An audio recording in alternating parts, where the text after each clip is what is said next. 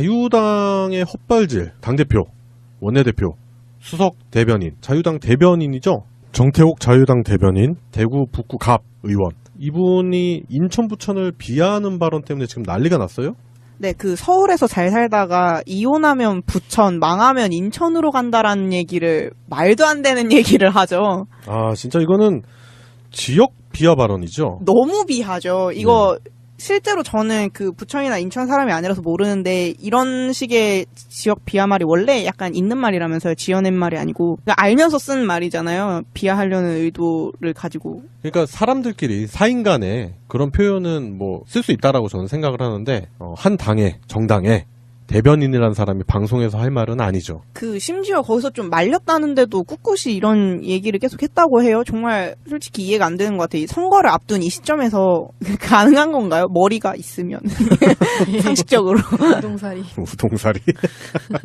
아니 그리고 심지어 이게 그 유정복 인천광역시장 선거 후보를 쉴드하려고 뭔가 얘기를 하면서 나온 말이었잖아요. 그러니까 인천광역시장 그 유정복 후보가 비판을 받는 그 시정을 비판을 받는 그런 상태에 대해서 좀 쉴드를 치고 싶어서 꺼낸 말인데 그 사람이 무슨 서울시장 후보도 아니고 인천광역시장 후보를 쉴드하면서 어떻게 인천을 그렇게 깔 수가 있죠. 이거는 본인뿐만이 아니고 그 시장 후보까지 같이 매기는 거잖아요. 그러니까 이게 어떤 상황이냐면 이제 유정복 입장에서는 나 이제 열쇠에 몰린 거야. 그래서 지원군을 보내십시오 그랬더니 이제 왔어. 정태욱이 와가지고 내가 기관당총으로 다 날려줄게 그러고 유정복 쪽을 향해서 막 난사한 거예요 지금. 어째서 너마저 네. 당한 거죠. 그래서 막 다다다다 해가지고 유정복이 그 정태욱 자유당 대변인의 사퇴를 촉구를 했잖아요. 아 진짜 때문에. 너무 웃긴 게 그 정태욱 자체가 이제 사과를 했잖아요. 네. 근데 그때 너무 미안하고 대변인직에서 사퇴하겠다라고 얘기했는데 유정복이 의원직에서 사퇴해야 된다라고.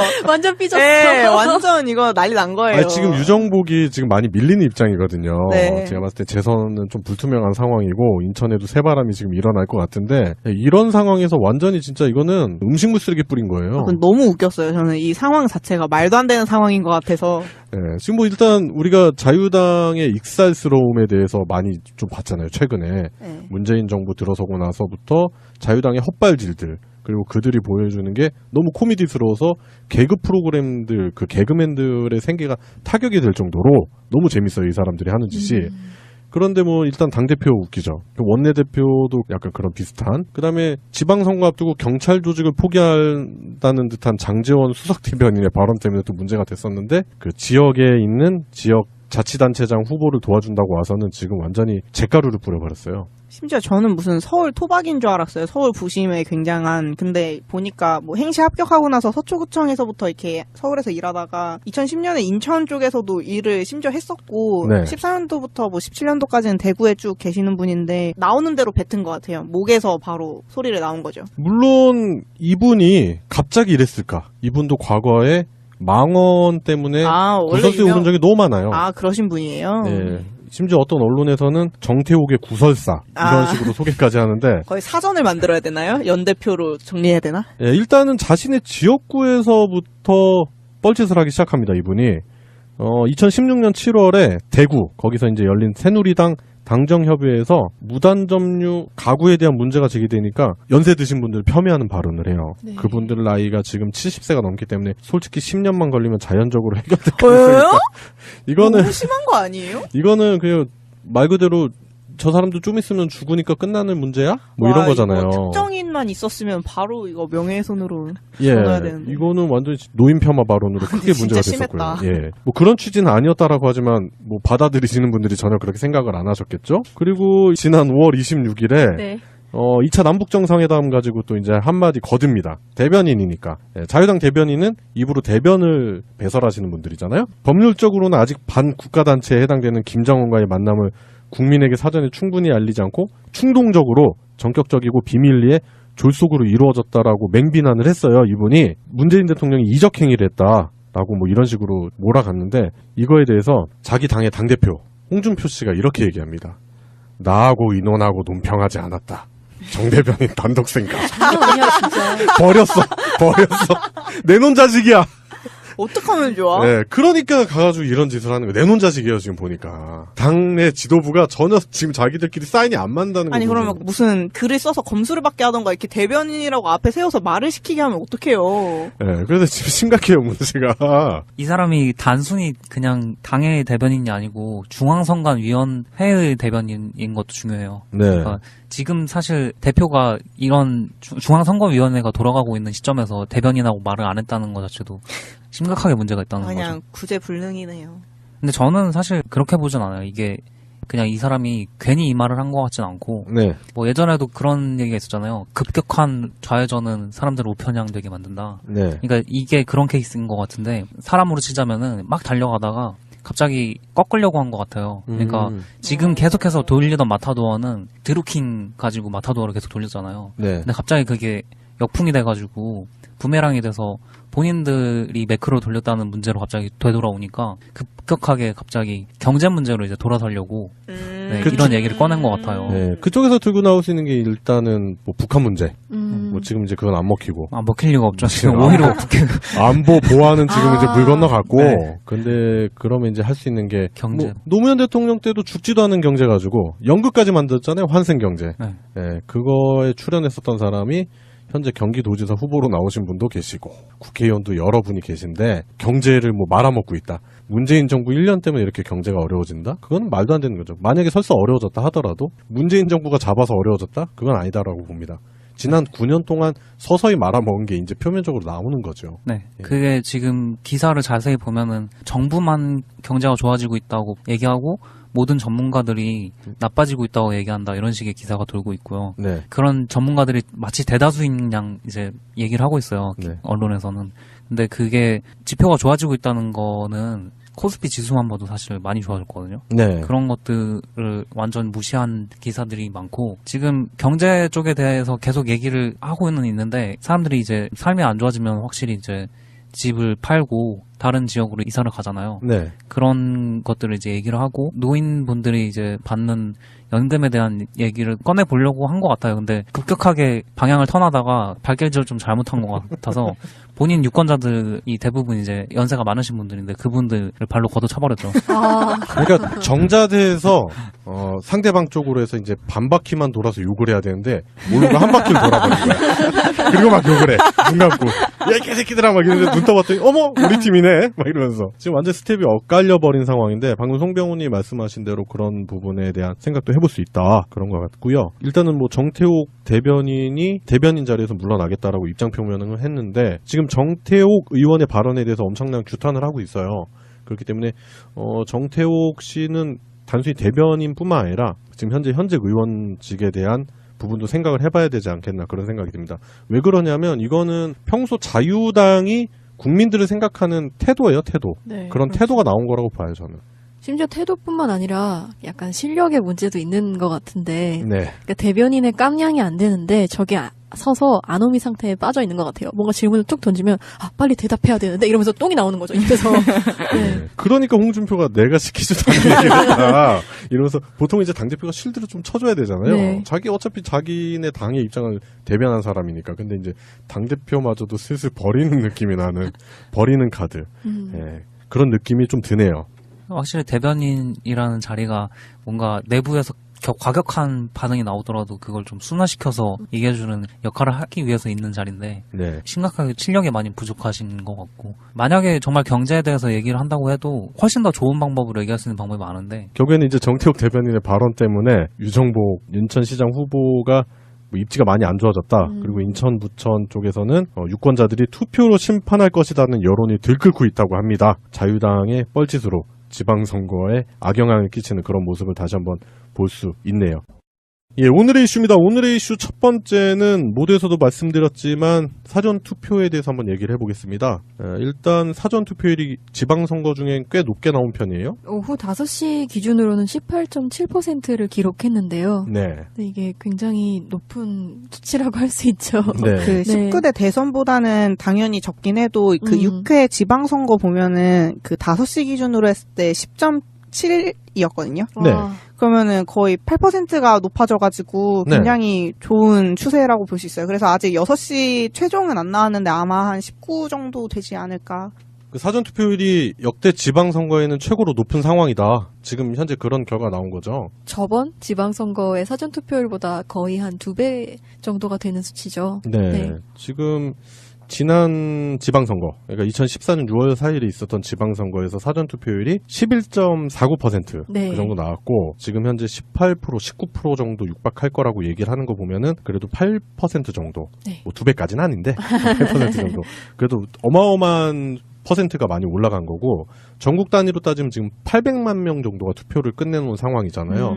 그 전체 유권자 대비해서 엄청나게 많은 수가 투표를 하고 있다. 그리고 지인들이라든지 이런 분들의 이제 연락을 이렇게 들어보잖아요. 그러면 이제 젊은 층들이 많다. 그런 또 반가운 얘기도 있어요. 맞아요. 그 젊은 층이 많을 수밖에 없는 게 사실 원래 사전 투표제 자체가 그 13년도에 생긴 거긴 해도 전국 단위 선거에서는 6회 지방선거에 처음 시작됐다고 하더라고. 그때 좀 홍보가 잘 됐던 것 같기는 해요. 그래서 다들 제 친구들도 그렇고 원래 19세에서 29세까지 그런 좀 젊은 청년층 같은 경우에는 본 거주지랑 실제 거주하고 있는 데가 다른 경우가 많잖아요. 집이 없으니까 자취를 네. 하거나 기숙을 하거나 하는데 사실 사전투표제 있기 전까지는 원래는 부재자 선고를 했었어야 예, 부재자 투표. 네, 부재자 투표를 했었어야 되는데 그때 아무 데서나 정말 투표를 할 수 있다라는 게 홍보가 되고 정말 학교에서 학생들이 그냥 공강 시간에 바로 옆에 가서 투표를 그냥 손쉽게 할 수 있게 됐고 그리고 그게 되게 홍보가 그때 많이 됐었어가지고 이번에도 좀 가벼운 발걸음으로 투표를 많이 할 수 있었어서 좋은 것 같아요. 네, 뭐 지나가시다가 네, 가까운 맞아요. 이제 주민자치센터에 가시면 투표를 다들 하실 수 있기 때문에 손쉽게 투표를 할 수 있는 부분, 그런 부분 때문에 많이들 선호를 하시고 그리고 양세병님이 방금 짚으셨지만 20, 30대들이 많이 이용할 수밖에 없는 그런 시스템이다. 예, 솔직히 하루 만에 막 지방 집에 내려가기 어렵잖아요. 투표 때문에. 네, 더구나 수요일이죠. 네. 예, 그렇죠. 이제 평일에 또 내려가기 부담스럽고 덜어는 이제 회사가 수요일날 안 쉬는 데도 많아요. 네. 네. 네, 그렇기 때문에 이렇게 활용하기 좋은 그 투표 제도다. 그렇기 때문에 많이들 활용을 하고 계시다. 그 말씀이신데 그 역대 선거에서 이제 사전 투표율이 높으면 아무래도 민주진영에 유리하지 않나라는 그런 데이터 분석도 있어요. 실제로 지금 데이터를 한번 보면서 말씀드리자면 우리가 20대 총선을 솔직히 대부분 다 비관적으로 결과를 예측했었거든요. 근데 그때 당시에 사전투표율이 12.19%가 나왔어요. 그래서 그때 결국에는 20대 총선에서 우리가 생각하는 것 이상으로 야권이 선전을 했었다. 그래서 그때 뭐 자유한국당, 전신이자 새누리당이 과반은 뭐 따놓은 당상이다. 그래서 뭐 3분의 2석을 점유하겠다. 뭐 이런 식으로 호언장담했다가 완전히 깨갱했었죠. 네, 그런 기억도 있고 그리고 뭐 지난 장미대선 5월 9일날 있었던 장미대선도 보면은 사전투표율이 26%에 육박했습니다. 어마어마하게 많은 분들이 물론 저도 그때 사전투표를 했는데 뭐 결과는 뻔하게 나왔죠. 네. 뭐 문재인 대통령이 당선을 하고 민주진영 대통령으로 다시 정권 교체가 되는 그런 기염을 토하게 됐는데 일단 사전투표율이 높으면 민주진영에게 유리하지 않나 그런 생각을 많이 해보게 됩니다. 저는 뭐 개인적으로 사전투표 자체가 별로 믿을만하다고 생각하진 않거든요. 그게 제가 직접 가서 보니까 시민의 눈 활동을 해보신 분들은 알겠지만은 사무실에서 대충 그냥 방 하나 잡아갖고 거기다가 그냥 몰아넣어놓고 문 잠가다가 그 다음날 다음 주까지 그냥 보관했다가 열고 막 이런 경우가 있어서 네. 그게 좀 믿음직스럽진 않았어요. 제가 봤을 때는. 네. 근데 그러네요. 그래도 믿을만한 것도 있고 이게 편리한 점도 워낙 많고 그래서 굉장히 바람직한 제도인 것 맞다고 생각을 하거든요. 네, 그래서 이제 시민의 눈 회원분들이 지방선거 6월 13일 전까지 사전투표함을 지키기 위해서 선관위 근처에서 이렇게 감시를 하고 계십니다. 혹시나 불의의 사고라든지 우리가 생각하지 못했었던 투표에 관련된 사고를 예방하기 위해서 시민의 눈 분들께서 그 선관위에 많이 계시는데 혹시 이 방송을 들으시는데 이제 시민의 눈 활동을 안 하신다. 근데 그런 애청자분들 계시면은 그냥 가시다가 음료수라도 한 캔씩 이렇게 선관위 앞에 계시는 시민의 눈 회원분들을 알아보기가 쉬워요. 딱 보면 압니다. 왜 어떤 뭐 조끼를 입고 있다든지 아니면 아니면 그리고 그 시간에 선관위 왜 있어요? 사람이. 저는 그거 막 눈이 진짜로 막 불타고 있는 약간 그런 얘기하는 줄 알았어요. 눈도 불타고 있습니다.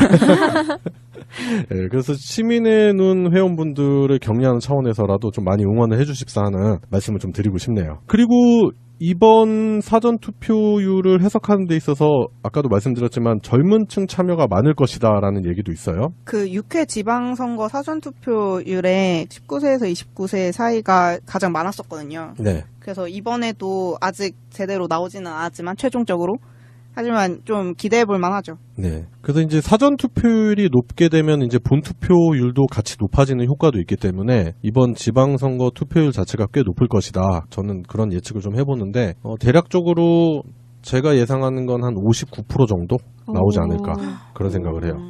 왜냐하면 이제 일각에서는 보수층들이 결집할 것이다. 이런 얘기도 있는데 일단 그 여론조사 선거 전에 했었던 여론조사들 결과상으로 보수들의 결집력이 좀 떨어질 것이고 그리고 특히 지금 홍준표를 비롯한 자유당의 지도부들이 아주 뻘짓을 엄청나게 하고 계시잖아요. 그런 부분의 여파 때문에 민심도 많이 이반돼 있는 상황이다. 그렇기 때문에 아무래도 민주진영 쪽으로 많이 기울어지니까 젊은 층 청년층들의 투표가 더욱더 활발해질 것이고 그게 본투표에 영향을 미치지 않을까. 그리고 우리가 언젠가부터 그런 얘기 하잖아요. 청년들은 투표도 안 하면서 권리만 내세우고 불평만 많다. 이런 얘기 하잖아요. 그게 몇 년 동안 암암리의 학습 효과가 좀 있었던 것 같아요. 그러니까 투표를 하고 우리 얘기도 하자. 뭐 이런 맞아요. 생각들? 그런 생각들이 많이 공유가 되지 않았나. 청년층 투표율이 높아지고 막 이런 거를 유심히 보면서 참여가 많아지고 있고 이게 긍정적인 결과를 불러일으킬 수 있겠다라면서 좋게 보고 있었는데 그게 있더라고요. 선거인 수 자체가 네. 20대, 30대 층이 갈수록 적어지고 그 수 자체가 그 5, 60대가 고령화 때문에 많아지면서 퍼센테이지 자체는 6회 기준 해가지고 많이 늘었는데 실제로 선거인 수 자체를 보면은 되게 열세라고 하더라고요. 아무리 퍼센테이지는 청년층이 많아져도 그 수 자체가 애초에 작아가지고 그런 것 때문에 이래서야 퍼센테이지 보면서 전 되게 좋아했는데 젊은 세대의 목소리가 잘 반영될 수 있을까라는 걱정이 좀 돼가지고 아무래도 이거는 결국에는 투표권 연령을 낮추는 방향으로밖에 갈 수가 없겠구나 좀 생각을 했어요. 그러면 훨씬 더 좋은 결과가 분명히 올 거라는 확신이 좀 더 기사들을 보면서 생겼던 것 같아요. 그래서 아무래도 인구 구조 자체가 고령화가 네. 되다 보니까 네. 그런 부분도 충분히 있어요. 제가 봐도. 저도 이제 어느덧 30대를 벗어나는 나이가 안녕.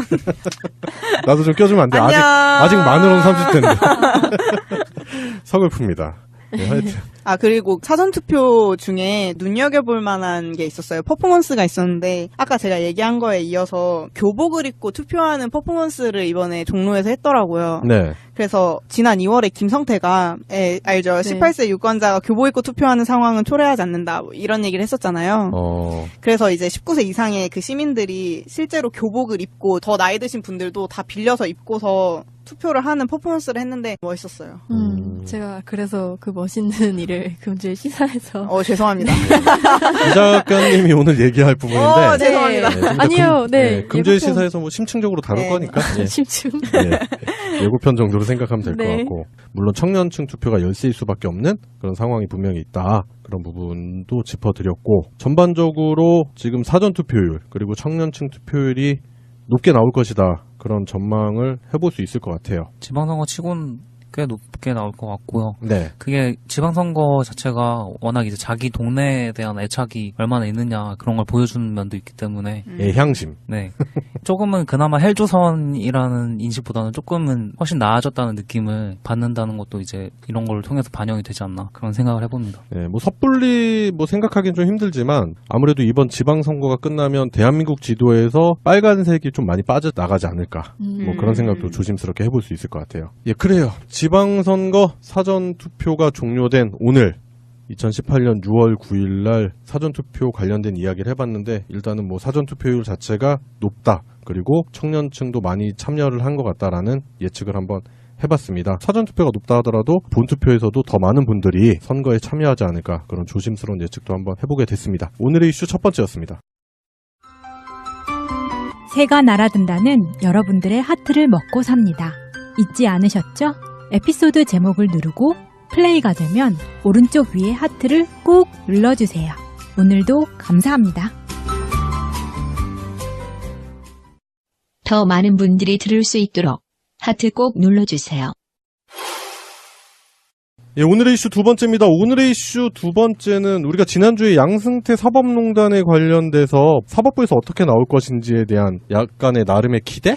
이런 부분에 대해서 방송을 좀 했는데 우리가 예측한 거랑은 좀 다른 방향으로 가는 것 같아요. 전국의 법원장들이 국민의 신뢰를 아예 그냥 와장창창 깨부셨죠. 그 예전에 우리 영화 친구에 보면은 이재용이라는 배우가 있어요. 아, 네. 그 아시죠? 삼성 이재용 말고 이재용이라고 악역 전문 배우. 그 아저씨가 했던 명언이 기억이 나요. 귀에 빠갔나. 국민들의 말을 안 들어요.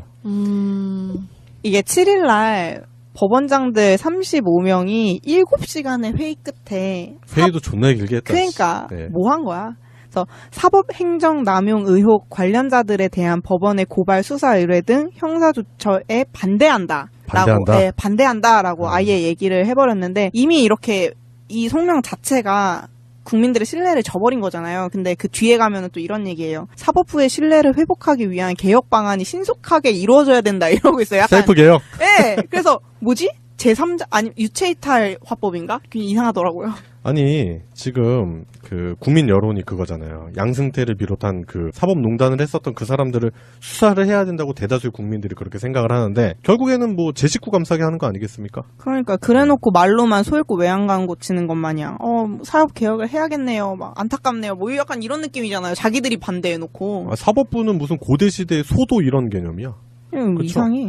근데 네. 사실은 사법부 밖에 있는 국민 다수의 의견일 뿐 아니라 그 안에 있는 대다수 일선 법관들조차도 네. 양승태는 지금 조사를 받아야 되고 처벌을 받아야 된다고 얘기를 하고 있는데도 불구하고 계속 이런 식으로 약간 제 식구 감싸기조차도 약간 특권층 제 식구 네. 감싸기를 하고 있는 것 같아요. 그러니까 법 위에 자기들이 있다라는 네. 거를 또 한 번 맞아요. 국민들에게 가슴 아픈 또 소식을 전해주는 것 같은데 지금 이런 부분 방금 이 작가님이 잘 짚으셨는데 사법부 내에서도 네. 이건 수사를 해야 된다, 조사를 해야 된다라는 목소리가 있음에도 불구하고 자신들은 무슨 성역에 있는 사람들처럼 이런 식으로 아직도 국민들을 태하는 태도가 건방지기 짝이 없다. 저는 그런 생각을 하고 있습니다. 그게 저번에도 말씀드렸지만 거래 문건을 얼마나 공개하느냐에 대해서 논란이 있는데 지금 일부만 공개가 됐잖아요. 네. 일부 공개된 부분에서는 찾아봐도 뭔가 중요한 부분이 안 나왔어요. 실질적인 증거, 그러니까 딱 직접적인 것들이 나와야 되는데 그런 것들이 안 나와서 나머지 자료에 대해서 이제 계속 공개에 대한 요구가 있는데 공개를 지금 거부를 하고 있거든요. 말은 좋게 하고 있지만은 대놓고 거부를 하고 있고 이게 거부하는 뉘앙스 자체가 거의 그런 수준이더라고요. 이거 공개되면 우리 다 죽어 이런 수준이더라고요. 아니 그러니까 그 자체 내에서 뭔가 자꾸 하려고 하니까 안 되잖아요. 네. 그 국민들이 납득이 안 되잖아요 지금. 지 썩은 팔을 지가 어떻게 잘라요? 남이 잘라줘야지. 그렇죠. 그 골마서 썩어 들어가는 상처는 자기가 절대 치료가 안 됩니다. 그 사람들이 팔 붙잡고 이거 하면 칼 들고 들어가서 싹둑 도려내야지 안 되고 지금 이런 식으로 해서 결국에는 송병호님이 말씀하신 대로 그 안에 있는 내용들은 공개를 못하고 그리고 뭐 법원장들은 그 지금 일단 나와 있는 자료만으로는 심각해 보이지 않고 다만 이제 국민 여론 때문에 뭐 자체 개혁 방안을 내놔야 된다 뭐 이런 식으로 얘기하는데 전혀 설득력도 없고 공감도 안 되는 내용이죠. 마치 시혜처럼 보여요. 아, 우리가 좀 더 노력할게. 너네들이 원한다면. 우린 이런 성역이 식으로 들려요. 있으니까. 네. 대놓고 안 할 거면서. 아니 우리는 인간계에 살고 지들은 무슨 신선계 이런 데 사는 뭐 니들은 이슬만 처먹고 사냐? 씨. 이거 말도 안 되는 소리입니다. 선출되는 권력이 아니다 보니까 오히려 썩어 있는 듯한 느낌을 많이 주는 것 같고요. 네. 제대로 정화 자격이 일어나려면 지금 이제 여러 가지 방법으로 이걸 수사하는 방법에 대해서 논의가 있는데 그중에 괜찮다고 생각하는 게 이제 법관이었던 분들 중에서 개혁에 능동적인 자세를 취하시는 분들을 조사위원으로 꾸려가지고 직접 조사를 하는 방향에 대해서 논의가 되고 있는데 그게 괜찮은 것 같은 게 그분들은 일단은 현직에서 떠난 지 꽤 됐기 때문에 한 10년 이상 이제 되신 분들일수록 이제 직접적인 부패와는 관련이 없을 가능성이 높고 그런 분들일수록 오히려 더 그 사법 체계 자체에 대한 그런 썩은 것들을 다시 정화시켜야겠다는 생각을 하실 수가 있잖아요. 네. 그러니까 옛날에 난방도 안 되는 그런 법원에서 고생하시던 그런 분들의 그런 정신을 다시 되살려야 된다는 그런 생각을 가지고 있으신 분들이 많은데 그런 분들의 생각을 좀 더 반영을 해서 제대로 개혁을 한다면은 좋겠고요. 그런 부분도 있는 것 같아요. 이게 로비가 일어났겠지만 그런 로비가 워낙 광범위했기 때문에 그런 광범위한 것들에서 내가 그냥 10,000원 하나만 받았다고 쳐도 그 10,000원 하나 받은 것 때문에 내가 사법 개혁에 대해서 동참 못하는 그런 위치에 있는 사람들이 많이 있는 것 같아요. 네. 그런데 그런 분들도 받은 게 적으면 적을수록 돌려주는 건 쉽잖아요. 원래 부패라는 것 자체가 핵심 인물일수록 더 많이 그런 것들이 제공이 되는 거기 때문에 네. 그런 분들은 좀 더 멀리 생각을 하셔서 그 개혁에 동참하시는 게 오히려 본인을 더 위한 길일 거라고 생각이 돼요. 네. 뭐 그분들이 엘리트니까 그런 걸 잘 계산을 알아서 해보시겠지만은 지금이라도 태도를 빨리 바꾸시고 이런 개혁 물결에 동참을 하셨으면 합니다. 개인적으로 그리고 가장 궁금한 게 김관진이 구속 잡부심을 받았었잖아요. 네네. 그게 사실은 굉장히 거래 그 냄새가 확 나잖아요. 그거는 뭘 가지고 거래를 했을까? 그러니까 거래라는 것 자체는 뭔가를 주고받는 거잖아요. 근데 지금 거래라고 얘기만 나오지 이걸 뭘 받았는지에 대해서 아직 얘기가 안 나오고 있기 때문에 무엇을 받고 구속적 부심이라는 말도 안 되는 네. 결론을 도달했는지 그런 것들이 굉장히 궁금해졌습니다. 결국에는 이제 김명수 대법원장의 의지가 다시 한번 또 중요한 부분으로 이제 많이 부각이 되고 있는데, 일단 김명수 대법원장의 입장은 뭐 여러 입장에 대해서 의견 차이가 있는데 그 부분에 대해서 한 부분도 소홀함 없이 결론을 내는데 이렇게 한번 들어보겠다, 뭐 이런 식으로 입장을 표명하셨는데, 그런 입장을 내세우셨지만 지금 현재 법원장들이 도출해낸 결론 자체는 지금 국민 여론으로는 전혀 이해가 안 된다, 뭐 그런 말씀을 드리고 싶네요. 저는 사실은 법원장들이 이런 태도를 취했다는 것 자체가 양승태를 수사해야 될 하나의 이유가 될 수도 있을 것 같아요. 네, 네. 한몸통이다. 네. 그리고 영화 같은 데 보면은 그런 거 있잖아요. 이렇게 막 원로회의 막 이런 게 써가 있어. 네. 그럼 이제 막 그거를 반대하는 세력들이 들고 일어나서 보통 다 처단하지 않나요? 그래야 할 텐데 네. 진짜로. 그래서 뭐 일선 판사분들 중에서는 이런 부분에 대해서 자조적인 목소리를 내시는 분들도 많고, 아까 이 작가님 말씀하신 대로요. 문건이 다 나오고 있는데 국민들도 다 알고 있는데 합리적 근거가 없다고 하는 법원장들이 그 스스로 편향돼 있으면 자인한다, 이런 의견을 내시는 판사분도 계시다, 그런 언론 보도도 있네요. 그래요. 양승태 사법농단 수사 관련해서 여론의 귀막은 법원장들에 대한 이야기를 해봤는데, 정말로 이런 법원장들의 고압적인 태도, 그리고 그들만의 리그 안에 갇혀 사는 그런 태도, 그 자신들은 성역에 있는 것처럼 행동하고 그거에 따라서 결론을 내는 태도, 대다수의 국민들은 인정할 수 없다, 그런 말씀을 드리고 싶고요. 양승태 사법농단으로 인해서 피해를 받으신 분들이 어마어마하게 많습니다. 그분들의 눈물을 기억해 주십시오. 스스로 개혁이 안 될 상황 같아요. 제가 봤을 때는 사법부 내에서 스스로 개혁이 안 될 상황 같고, 결국에는 김명수 대법원장이 어떤 결론을 내는지 많은 분들이 지켜보고 있습니다. 그래서 김명수 대법원장이 합리적인 결론을 내주시기를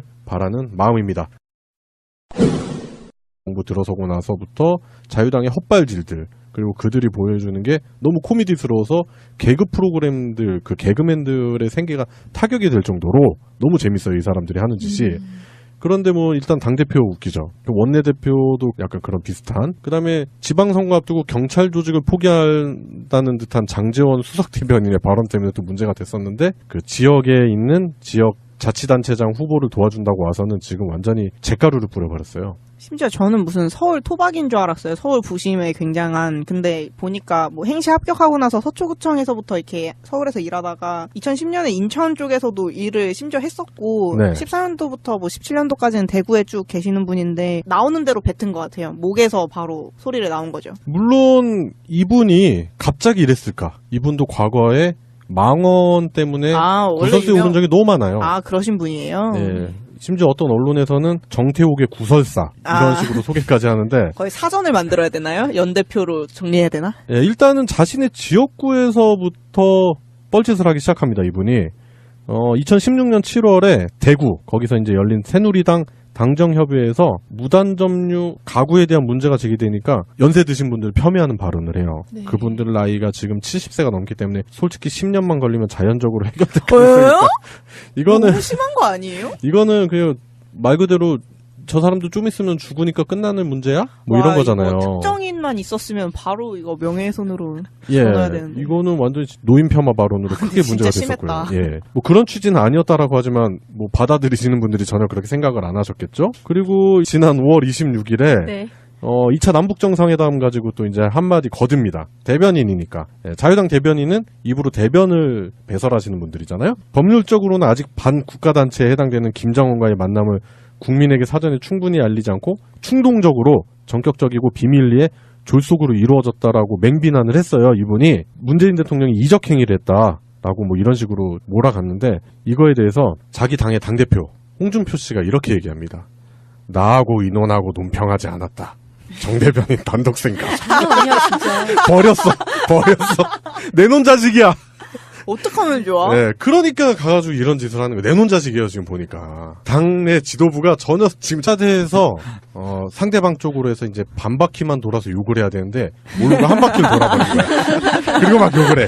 눈 감고. 야, 이 개새끼들아! 막 이러는데 눈 떠봤더니, 어머! 우리 팀이네! 막 이러면서. 지금 완전 스텝이 엇갈려버린 상황인데, 방금 송병훈이 말씀하신 대로 그런 부분에 대한 생각도 해볼 수 있다. 그런 것 같고요. 일단은 뭐 정태욱 대변인이 대변인 자리에서 물러나겠다라고 입장 표명을 했는데, 지금 정태욱 의원의 발언에 대해서 엄청난 규탄을 하고 있어요. 그렇기 때문에 정태욱 씨는 단순히 대변인뿐만 아니라 지금 현직 의원직에 대한 부분도 생각을 해봐야 되지 않겠나 그런 생각이 듭니다. 왜 그러냐면 이거는 평소 자유당이 국민들을 생각하는 태도예요, 태도. 네, 그런 그렇죠. 태도가 나온 거라고 봐요, 저는. 심지어 태도뿐만 아니라 약간 실력의 문제도 있는 것 같은데 네. 그러니까 대변인의 깜냥이 안 되는데 저기 서서 아노미 상태에 빠져 있는 것 같아요. 뭔가 질문을 쭉 던지면 빨리 대답해야 되는데 이러면서 똥이 나오는 거죠, 입에서. 네. 그러니까 홍준표가 내가 시키지도 않는 얘기했다. 이러면서 보통 이제 당대표가 실드를 좀 쳐줘야 되잖아요. 네. 어차피 자기네 당의 입장을 대변한 사람이니까. 근데 이제 당대표마저도 슬슬 버리는 느낌이 나는, 버리는 카드. 예, 그런 느낌이 좀 드네요. 확실히 대변인이라는 자리가 뭔가 내부에서 과격한 반응이 나오더라도 그걸 좀 순화시켜서 얘기해주는 역할을 하기 위해서 있는 자리인데 네. 심각하게 실력이 많이 부족하신 것 같고 만약에 정말 경제에 대해서 얘기를 한다고 해도 훨씬 더 좋은 방법으로 얘기할 수 있는 방법이 많은데 결국에는 이제 정태욱 대변인의 발언 때문에 유정복 인천시장 후보가 입지가 많이 안 좋아졌다. 그리고 인천, 부천 쪽에서는 유권자들이 투표로 심판할 것이라는 여론이 들끓고 있다고 합니다. 자유당의 뻘짓으로 지방선거에 악영향을 끼치는 그런 모습을 다시 한번 볼 수 있네요. 예, 오늘의 이슈입니다. 오늘의 이슈 첫 번째는 모두에서도 말씀드렸지만 사전투표에 대해서 한번 얘기를 해보겠습니다. 일단 사전투표율이 지방선거 중엔 꽤 높게 나온 편이에요. 오후 5시 기준으로는 18.7%를 기록했는데요. 네. 근데 이게 굉장히 높은 수치라고 할 수 있죠. 네. 그 19대 대선보다는 당연히 적긴 해도 그 6회 지방선거 보면은 그 5시 기준으로 했을 때 10.7이었거든요. 네. 와. 그러면은 거의 8%가 높아져가지고 네. 굉장히 좋은 추세라고 볼 수 있어요. 그래서 아직 6시 최종은 안 나왔는데 아마 한 19 정도 되지 않을까. 그 사전투표율이 역대 지방선거에는 최고로 높은 상황이다. 지금 현재 그런 결과 나온 거죠. 저번 지방선거의 사전투표율보다 거의 한 2배 정도가 되는 수치죠. 네. 네. 지금 지난 지방선거, 그러니까 2014년 6월 4일에 있었던 지방선거에서 사전투표율이 11.49% 네. 그 정도 나왔고 지금 현재 18%, 19% 정도 육박할 거라고 얘기를 하는 거 보면은 그래도 8% 정도, 네. 뭐 2배까지는 아닌데 8% 정도 그래도 어마어마한 퍼센트가 많이 올라간 거고 전국 단위로 따지면 지금 800만 명 정도가 투표를 끝내놓은 상황이잖아요. 그 전체 유권자 대비해서 엄청나게 많은 수가 투표를 하고 있다. 그리고 지인들이라든지 이런 분들의 이제 연락을 이렇게 들어보잖아요. 그러면 이제 젊은 층들이 많다. 그런 또 반가운 얘기도 있어요. 맞아요. 그 젊은 층이 많을 수밖에 없는 게 사실 원래 사전투표제 자체가 그 13년도에 생긴 거긴 해도 전국 단위 선거에서는 6회 지방선거에 처음 시작됐다고 하더라고요. 그때 좀 홍보가 잘 됐던 것 같기는 해요. 그래서 다들 제 친구들도 그렇고 원래 19세에서 29세까지 그런 좀 젊은 청년층 같은 경우에는 본 거주지랑 실제 거주하고 있는 데가 다른 경우가 많잖아요. 집이 없으니까 자취를 네. 하거나 기숙을 하거나 하는데 사실 사전투표제 있기 전까지는 원래는 부재자 선거를 했었어야 예, 부재자 투표. 네, 부재자 투표를 했었어야 되는데 그때 아무 데서나 정말 투표를 할 수 있다라는 게 홍보가 되고 정말 학교에서 학생들이 그냥 공강 시간에 바로 옆에 가서 투표를 그냥 손쉽게 할 수 있게 됐고 그리고 그게 되게 홍보가 그때 많이 됐었어가지고 이번에도 좀 가벼운 발걸음으로 투표를 많이 할 수 있었어서 좋은 것 같아요. 네, 뭐 지나가시다가 네, 가까운 맞아요. 이제 주민자치센터에 가시면 투표를 다들 하실 수 있기 때문에 손쉽게 투표를 할 수 있는 부분, 그런 부분 때문에 많이들 선호를 하시고 그리고 양세병님이 방금 짚으셨지만 20, 30대들이 많이 이용할 수밖에 없는 그런 시스템이다. 예, 솔직히 하루 만에 막 지방 집에 내려가기 어렵잖아요. 투표 때문에. 네, 더구나 수요일이죠. 이거. 네. 예, 그렇죠. 이제 평일에 또 내려가기 부담스럽고 덜어는 이제 회사가 수요일 날 안 쉬는 데도 많아요. 네. 네. 네, 그렇기 때문에 이렇게 활용하기 좋은 그 투표 제도다. 그렇기 때문에 많이들 활용을 하고 계시다. 그 말씀이신데 그 역대 선거에서 이제 사전 투표율이 높으면 아무래도 민주진영에 유리하지 않나라는 그런 데이터 분석도 있어요. 실제로 지금 데이터를 한번 보면서 말씀드리자면 우리가 20대 총선을 솔직히 대부분 다 비관적으로 결과를 예측했었거든요. 근데 그때 당시에 사전투표율이 12.19 자기들끼리 사인이 안 맞는다는 아니 거죠. 그러면 무슨 글을 써서 검수를 받게 하던가 이렇게 대변인이라고 앞에 세워서 말을 시키게 하면 어떡해요. 네, 그래서 지금 심각해요 문제가. 이 사람이 단순히 그냥 당의 대변인이 아니고 중앙선관위원회의 대변인인 것도 중요해요. 네. 그러니까 지금 사실 대표가 이런 중앙선거위원회가 돌아가고 있는 시점에서 대변인하고 말을 안 했다는 것 자체도 심각하게 문제가 있다는 그냥 거죠. 구제불능이네요.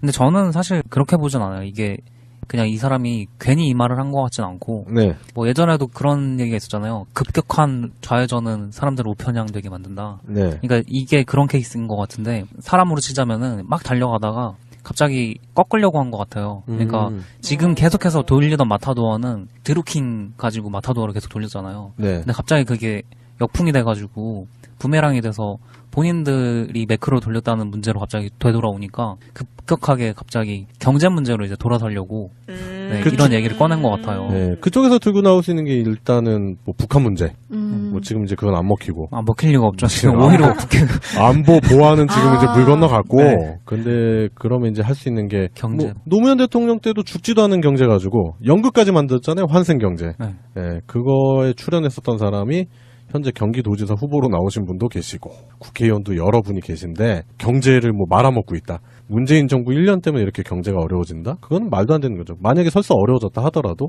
문재인 정부가 잡아서 어려워졌다? 그건 아니다라고 봅니다.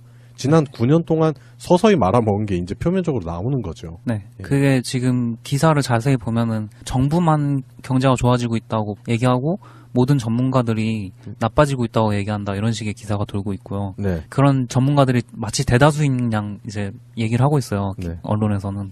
근데 그게 지표가 좋아지고 있다는 거는 코스피 지수만 봐도 사실 많이 좋아졌거든요. 네. 그런 것들을 완전 무시한 기사들이 많고 지금 경제 쪽에 대해서 계속 얘기를 하고는 있는데 사람들이 이제 삶이 안 좋아지면 확실히 이제 집을 팔고 다른 지역으로 이사를 가잖아요. 네. 그런 것들을 이제 얘기를 하고 노인분들이 이제 받는 연금에 대한 얘기를 꺼내 보려고 한 것 같아요. 근데 급격하게 방향을 턴하다가 발길질을 좀 잘못한 것 같아서 본인 유권자들이 대부분 이제 연세가 많으신 분들인데 그분들을 발로 걷어차버렸죠. 아, 그러니까 정작 자유당의 헛발질 당대표, 원내대표, 수석 대변인, 자유당 대변인이죠. 정태욱 자유당 대변인, 대구 북구 갑 의원. 이분이 인천 부천을 비하하는 발언 때문에 지금 난리가 났어요? 네, 그 서울에서 잘 살다가 이혼하면 부천, 망하면 인천으로 간다라는 얘기를 말도 안 되는 얘기를 하죠. 아, 진짜 이거는 지역 비하 발언이죠? 너무 비하죠. 이거 실제로 저는 그 부천이나 인천 사람이 아니라서 모르는데 이런 식의 지역 비하 말이 원래 약간 있는 말이라면서요. 지어낸 말이 아니고. 그러니까 알면서 쓴 말이잖아요. 비하하려는 의도를 가지고. 그러니까 사람들끼리 사인 간에 그런 표현은 뭐 쓸 수 있다라고 저는 생각을 하는데 한 당의 정당의 대변인이라는 사람이 방송에서 할 말은 아니죠. 그 심지어 거기서 좀 말렸다는데도 꿋꿋이 이런 얘기를 계속 했다고 해요. 정말 솔직히 이해가 안 되는 것 같아요. 이 선거를 앞둔 이 시점에서 가능한 건가요? 머리가 있으면 상식적으로. 동사리. 우동사리.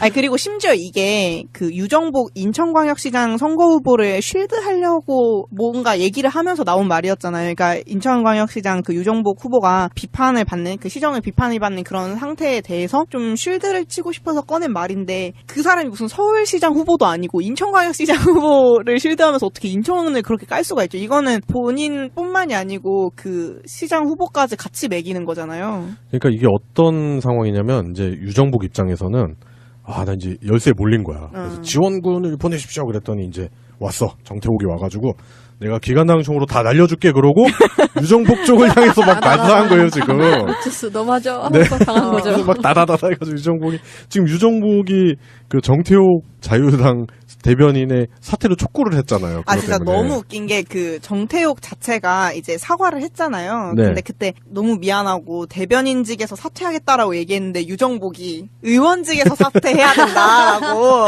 완전 삐졌어. 네, 완전 이거 난리 난 거예요. 아니, 지금 유정복이 지금 많이 밀리는 입장이거든요. 네. 제가 봤을 때 재선은 좀 불투명한 상황이고 인천에도 새바람이 지금 일어날 것 같은데 이런 상황에서 완전히 진짜 이거는 음식물 쓰레기 뿌린 거예요. 그건 너무 웃겼어요. 저는 이 상황 자체가 말도 안 되는 상황인 것 같아서. 네, 지금 뭐 일단 우리가 자유당의 익살스러움에 대해서 많이 좀 봤잖아요. 최근에 네. 문재인